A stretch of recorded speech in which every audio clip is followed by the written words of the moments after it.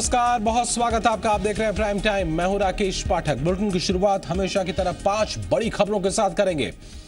पहली बड़ी खबर, सुकमा के किस्टाराम में नक्सलियों के साथ मुठभेड़ को लेकर नई जानकारी सामने आई है। मुठभेड़ की जगह पर फोर्स के पहुंचने का नक्सलियों को पहले से ही अंदेशा था। पूरे अटैक का मास्टरमाइंड नक्सलियों के साउथ बस्तर का मिलिट्री चीफ हेडमा था। दूसरी बड़ी खबर, भोपाल जिला कोर्ट में आज सिमी के 3 आतंकियों की पेशी हुई। कोर्ट ने तीनों आतंकियों को 19 मार्च तक पुलिस रिमांड पर भेज दिया है। तीनों आतंकी 2013 में खंडवा जेल से भागे थे। तीसरी बड़ी खबर, उज्जैन में बच्चे की मौत से आक्रोशित लोगों को समझाने के पुलिस के तरीकों को लेकर सवाल उठ रहे हैं। पुलिस ने मारपीट की लोगों से। बेकाबू बस द्वारा कुचलने से बच्चे की मौत से नाराज थे लोग। चौथी बड़ी खबर, उज्जैन के महाकालेश्वर मंदिर में बाबा महाकाल के श्रृंगार के बाद 2 पुजारियों में झड़प हो गई। देखते ही देखते दोनों मारपीट पर उतर आए। पांचवी बड़ी खबर, बजट में ईपीएफ पर लगा टैक्स वापस ले सकती है सरकार। सूत्रों की माने तो पीएम मोदी ने वित्त मंत्री जेटली को सलाह दी है।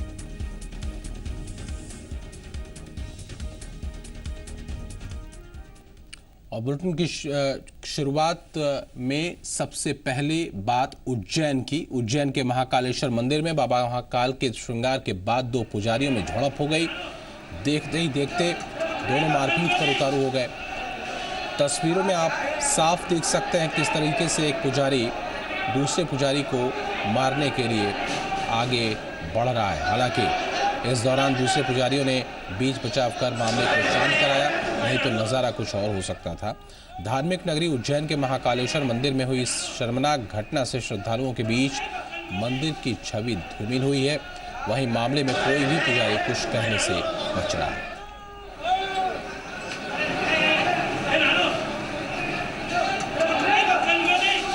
उज्जैन के महाकाल मंदिर में 2 पुजारी आपस में भिड़ गए और उस वक्त जब कम से कम सैकड़ों लोग वहां पर उपस्थित थे, श्रद्धालु, और इसी बीच 2 पुजारी थे, वो आपस में उनकी कहासुनी हुई और नौबत हाथापाई तक पहुंच गई। हालांकि वहां पर जो दूसरे पुजारी मौजूद थे उन्होंने किसी तरीके से मामले को शांत कराया, लेकिन ये ज़रूर था कि एक जो संदेश, जो मैसेज यहाँ से निकला, वो कहीं जो महाकाल का जो मंदिर है और जो वातावरण होता है उस पर कहीं असर डालता है। आनंद निगम इस वक्त हमारे साथ जुड़ चुके हैं, जी मीडिया संवाददाता। आनंद, क्या बात हो गई थी? क्यों ये 2 पुजारी आपस में भिड़ गए और नौबत हाथापाई तक पहुंच गई? बिल्कुल राकेश, देखिए बड़ा ही विचित्र मामला दिखाई दे रहा है। हालांकि ये इस तरह के जो है महाकाल मंदिर या किसी भी अन्य मंदिरों में देखने को नहीं मिलता है कि पुजारी आपस में लड़ ले। लेकिन आज बड़ा विचित्र इसलिए देखने को मिला है यहाँ पर कि जो है शिवरात्रि 2 दिन बाद शिवरात्रि है और उज्जैन में बड़ा शिवलिंग महाकाल मंदिर है। यहाँ पर इसी को लेकर तैयारियां चल रही थी और इसी बीच सारे मीडिया कर्मी भी मौजूद थे और इसी को लेकर जब कुछ आवाजें आना शुरू हुई तो मीडिया कर्मियों ने इस शॉट को हालांकि कैप्चर करने में सफल रहे। लेकिन दोनों ही पंडित ये बताने में बिल्कुल भी उन्होंने बिल्कुल नहीं बताया, किसी के भी सामने बताने में हिचक रहे थे कि आखिर ये दोनों लड़े क्यों थे। लेकिन जिस तरह से फुटेज सामने दोनों के लड़ने के, ये काफी शर्मनाक है क्योंकि दूर दूर से श्रद्धालु यहाँ आते हैं और वो महाकाल मंदिर की जो पुजारी है उनके क्या छवि लेकर जाएंगे। जी राकेश, यकीनन ये एक बड़ी बात है कि यहाँ से लोग क्या लेकर के जाएंगे, लेकिन क्या ये एक चूंकि उस डेकोरम को जो मर्यादा है जो मंदिर के अंदर की, उसको कहीं ये तोड़ती हुई तस्वीर है, इसको लेकर के कुछ बातें बताई गई या फिर कुछ जो वहाँ के जो पुजारी हैं जिन्होंने की एक बीच बचाव करने की कोशिश की? बिल्कुल, देखिए इस पूरी जो मंदिर की जो जितनी भी यहाँ पर व्यवस्था है वो महाकाल मंदिर समिति देखती है और यहाँ पर जो महाकाल मंदिर समिति के जो यहाँ पर अध्यक्ष हैं उनसे हमारी बात हुई। उनका साफ कहना है कि अभी उनके नॉलेज में ये बात आई है और चूंकि अभी 2 दिन पूरे दिन महाशिवरात्रि की यहाँ पे तैयारी करना है तो महाशिवरात्रि के बाद ही ये सब कुछ देखा जाएगा कि आखिर ये घटना क्यों देखने को मिली। लेकिन जिस तरह से घटना हुई है उसको लेकर प्रशासन जो है वो बिल्कुल अपना कड़ा रूप अपनाने को बिल्कुल यहाँ पर तैयार है, क्योंकि उन्होंने साफ तौर पर कहा है कि जो भी दोषी होगा उनके खिलाफ कड़ी कार्रवाई की जाएगी। बहुत शुक्रिया आनंद इस पूरी जानकारी के लिए। आनंद निगम, जी मीडिया संवाददाता, उज्जैन से बताते हुए। फिलहाल जो इस मामले को लेकर गंभीरता वहाँ पर बरती जा रही है, लेकिन चूंकि अभी महाशिवरात्रि का मौका है और इसको लेकर के पहले जो तैयारियां चल रही हैं वो सतत चलती रहें, उसमें कहीं कोई बाधा ना आए। हालांकि मामले को शांत करा लिया गया। आगे बढ़ते हैं और बात उज्जैन की करेंगे। उज्जैन में एक बेकाबू बस ने 4 साल के एक बच्चे को कुचल दिया। संतपाल स्कूल के पास हुए इस हादसे में प्रदीप भोई नाम के बच्चे की मौत हो गई। हादसे के बाद लोगों का गुस्सा फूट पड़ा। आक्रोशित लोगों ने सड़क जाम कर बस में जमकर तोड़फोड़ की। बताया जा रहा है कि बच्चा अपनी दादी के साथ सड़क पार कर रहा था और इसी दौरान शाहजहांपुर से उज्जैन आ रही तेज रफ्तार बस ने उसे टक्कर मार दी। पुलिस के आला अधिकारियों ने मौके पर पहुंचकर बच्चे के घर वालों को समझा बुझाकर जाम खुलवाया। पुलिस ने आरोपी ड्राइवर के खिलाफ मामला दर्ज कर उसे गिरफ्तार कर लिया।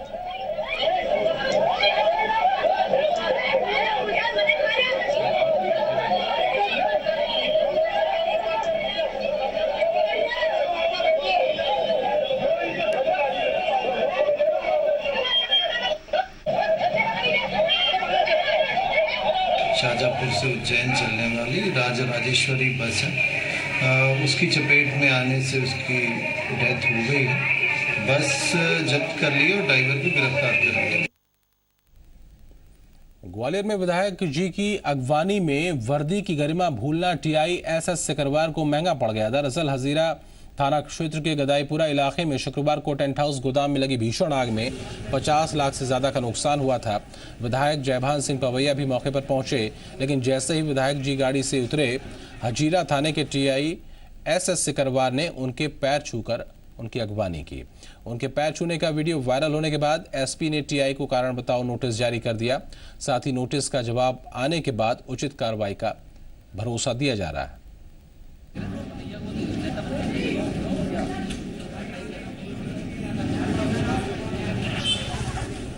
किसी भी पुलिसकर्मी को अपने पद की गरिमा के अनुरूप कार्य करना चाहिए और अपने पद की जो मर्यादा है उसको बिल्कुल बना कर रखना चाहिए।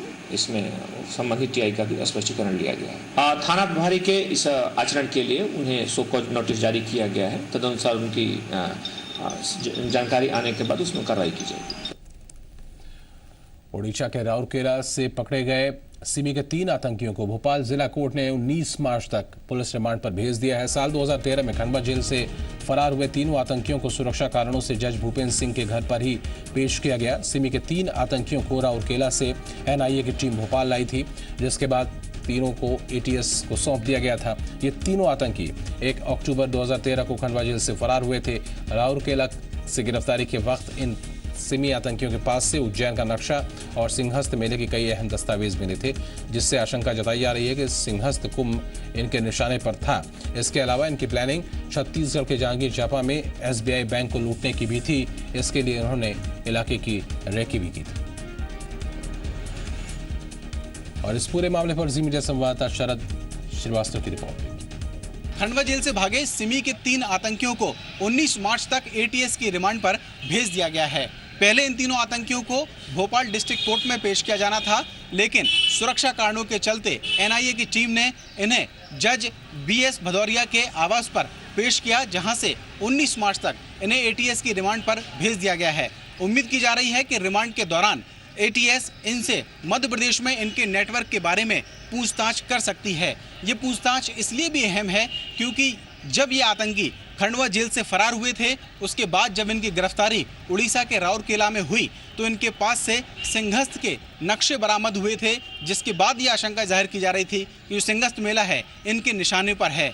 अब जबकि इनकी गिरफ्तारी हो गई है और इन्हें रिमांड पर लिया है, तब इनसे इनके और नेटवर्क के बारे में पूछताछ की जा सकती है। शरद श्रीवास्तव, जी मीडिया, भोपाल। और बुलेटिन में बात सुकमा नक्सली हमले की इनसाइड स्टोरी की।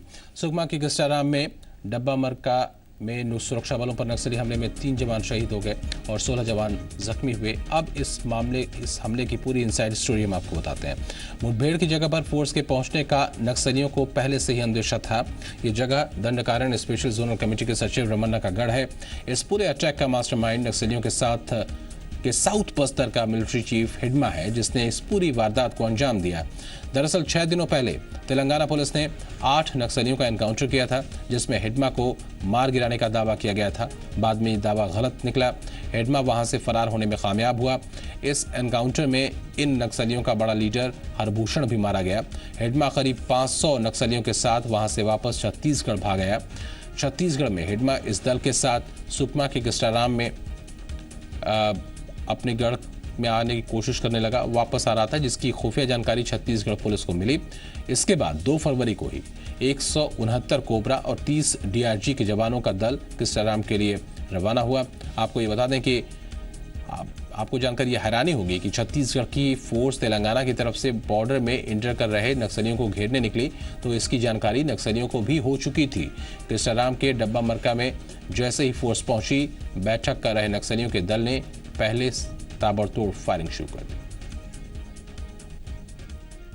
ये तो पूरे प्लानिंग के साथ वहां उनसे लड़ने के लिए ही गए थे। और जब ये 14 किलोमीटर 2-3 दिन इन्होंने उस इलाके में सर्च की to find out that company, लेकिन वो क्या होता है कि बाद में इनकी जब लौटते समय इनको डब्बा मरका में उससे पहली मुठभेड़ हुई। गोली चलने के बाद ये पार्टी का एक आदमी घायल हो गया था, तो इन्होंने उसके बाद फिर फायरिंग किया। कुछ देर फायरिंग होने के बाद फायरिंग बंद हो गया। उसके बाद ये घायल को लेकर जब आगे को चले, करीब 1 घंटे 1.5 घंटे के बाद, ये बात है 3 तारीख की, तो उसके बाद जब ये आगे आ रहे थे तो नक्सलियों ने एक ज़बरदस्त एम्बुश लगाया था। उसमें करीब 100-150 नक्सल होंगे। उस एम्बुश में ये पार्टी अंदर आ गई और जैसे ही अंदर आई तो उन्होंने फिर फायर किया। तो उसमें जो बाकी 15 लोगों को जो गोलियां लगी हैं वो उस सेकंड अटेम्प्ट में लगी हैं। लेकिन ये इतना मैं ज़रूर कह सकता हूँ कि वो जंगल का और बड़ा दुरूह इलाका है और बहुत घनघोर नक्सल इलाका है। और छत्तीसगढ़ के मेरे ख्याल से इस इतिहास में पहली बार फोर्स वहाँ जाके अंदर जाके उनसे लड़ा और वापस भी आया। इस हमले में सुरक्षा बलों का बहुत नुकसान हो सकता था क्योंकि नक्सलियों को फोर्स के मूवमेंट की पूरी जानकारी थी, लेकिन फोर्स की सूझबूझ की वजह से नुकसान बेहद कम हुआ। अब हम आपको ये बताते हैं कि कैसे और कब ये पूरा अटैक हुआ। गुरुवार सुबह 10 बजे किस्टाराम से जवानों का दल रवाना होकर 9 किलोमीटर दूर डब्बा मरका पहुंचा। यहां शाम होने के बाद जवान अपनी अपनी जगह पर बैठ गए। तभी गांव की तरफ से रात करीब 10:30 बजे पहली फायरिंग हुई। ये फायरिंग डब्बा मरका की तरफ से हुई और एक एक कर जब तक जवान मोर्चा संभाल रहे थे तभी जवानों पर गोलियों की बौछार होने लगी। इसी दौरान 2 जवान मौके पर ही शहीद हो गए जबकि 17 जवान जख्मी हुए। रात करीब 12 बजे जवान फौरन 3 टुकड़ी में बढ़ गए। जवान घायलों और शव को सेफ जोन में ले जाने लगे। इस बीच जवानों की तरफ से नक्सलियों की फायरिंग का करारा जवाब दिया गया। रात करीब 12:30 बजे सिग्नल कमजोर था लेकिन फोर्स ने कंट्रोल रूम को इस हमले की सूचना देकर मदद के लिए बुलवा लिया। सूत्रों के मुताबिक रात करीब 1 बजे डब्बा मरका में नक्सलियों की पार्टी हिडमा की अगुवाई में फायरिंग करते हुए जवानों को घेरने की कोशिश करने लगी। बताया जाता है कि इसी दौरान रमन्ना को भी इसकी जानकारी मिली, जिसके बाद नक्सलियों के एक बड़े दल जिसमें करीब 300 से ज्यादा नक्सली शामिल थे, इस दल ने उस इलाके को घेर लिया। रात करीब 3 बजे एक और घायल जवान शहीद हो गया।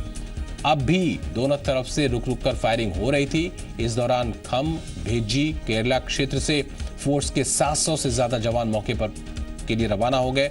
सुबह 11:30 बजे 7 कंपनियों के करीब 700 जवानों ने डब्बा मरका को चारों तरफ से घेर लिया। इस वक्त तक तमाम नक्सली मौके से भाग चुके थे।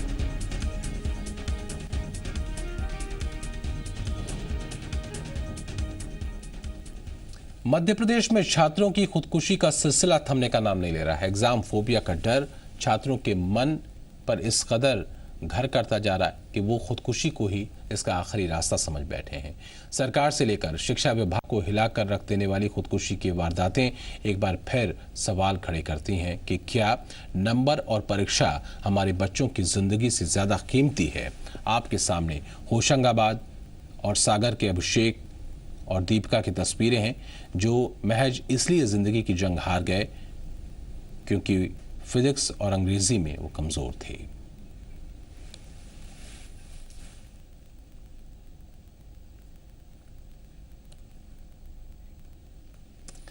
सागर की साईधाम कॉलोनी में रहने वाली कक्षा 12वीं की छात्रा ने अंग्रेजी में कमजोर होने के चलते घर के अंदर फांसी लगाकर खुदकुशी कर ली। शनिवार को दीपिका को अंग्रेजी का पेपर देने जाना था, लेकिन उससे पहले ही उसने खुदकुशी कर ली।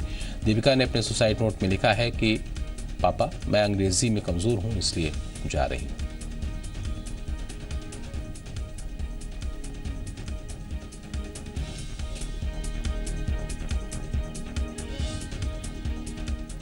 मध्य प्रदेश में एग्जाम फोबिया एक के बाद एक मासूम बच्चों की जान ले रहा है। होशंगाबाद में 12वीं क्लास के अभिषेक साहू नाम के एक छात्र ने फांसी लगाकर खुदकुशी कर ली।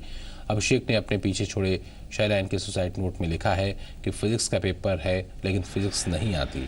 अभिषेक साहू ने अपनी हरकत के लिए अपने माता पिता से माफी मांगी है। अभिषेक के पिता शिव कुमार साहू नगर पशु चिकित्सालय में तैनात हैं।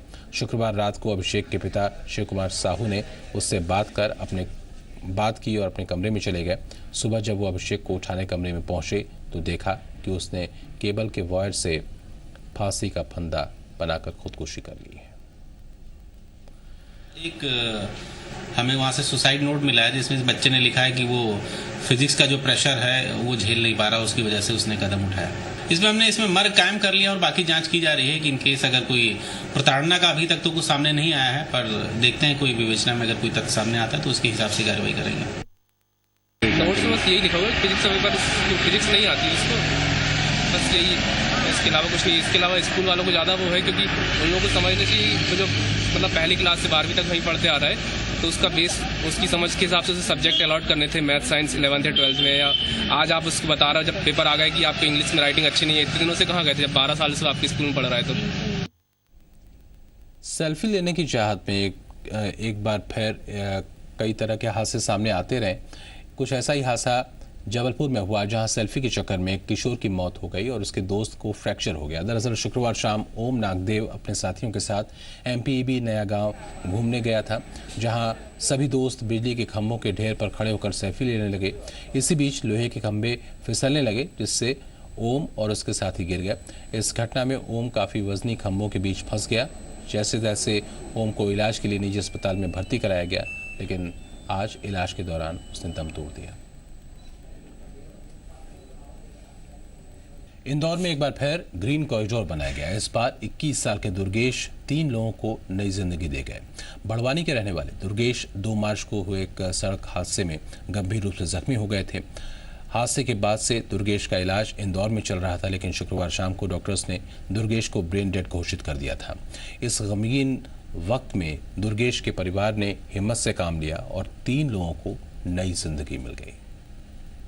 बिल्कुल, मैं तो ये समझूंगा कि मेरा बेटा अमर है और किसी के दिलों में धड़क रहा है।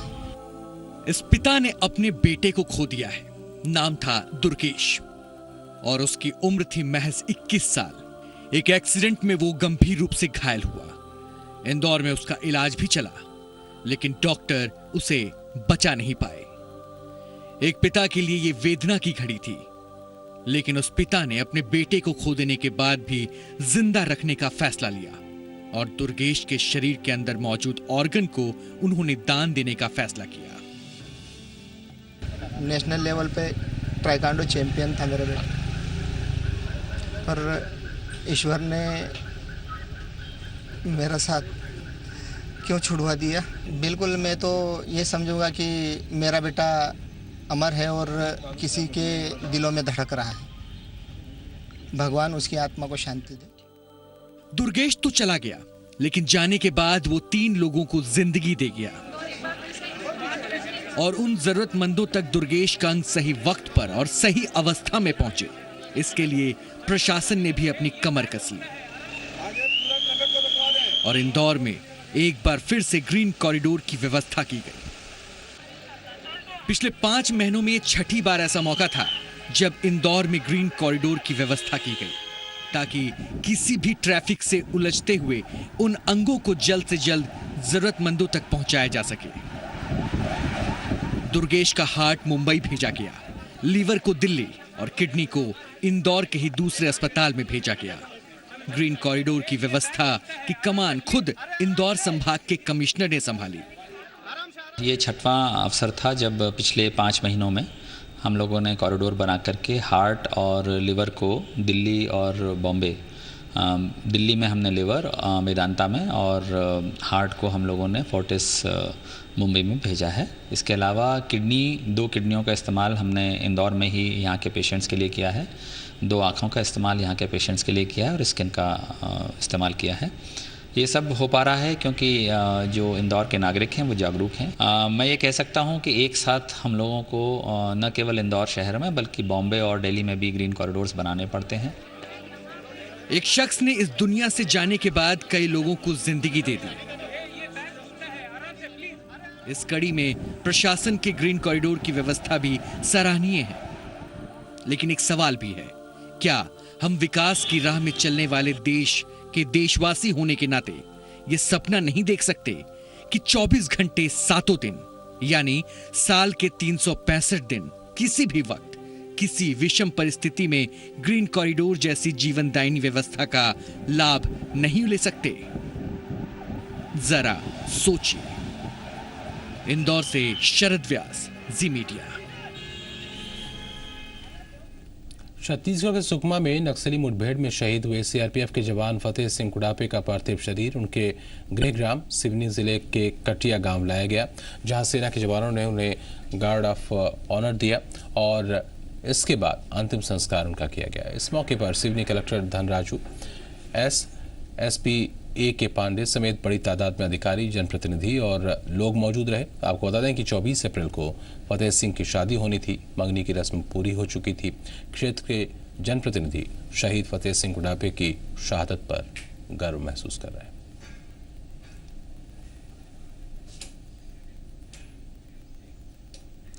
मुख्यमंत्री शिवराज सिंह चौहान आज 57 साल के हो गए हैं। बीजेपी कार्यकर्ता शिवराज सिंह चौहान का जन्मदिन उन्होंने मनाया सेवा दिवस के रूप में। एमपी बीजेपी ने सीएम के जन्मदिन पर मानस भवन में खास कार्यक्रम रखा। आपके सामने सीएम हाउस और मानस भवन की 2 तस्वीरें। मानस भवन में सीएम शिवराज सिंह चौहान के सम्मान में कार्यक्रम रखा गया, जहां सीएम ने दिव्यांगों को सौगात दी, साथ ही लोगों को संबोधित भी किया। वहीं सीएम हाउस में भी सीएम को जन्मदिन की बधाई देने के लिए लोगों का तांता लगा रहा।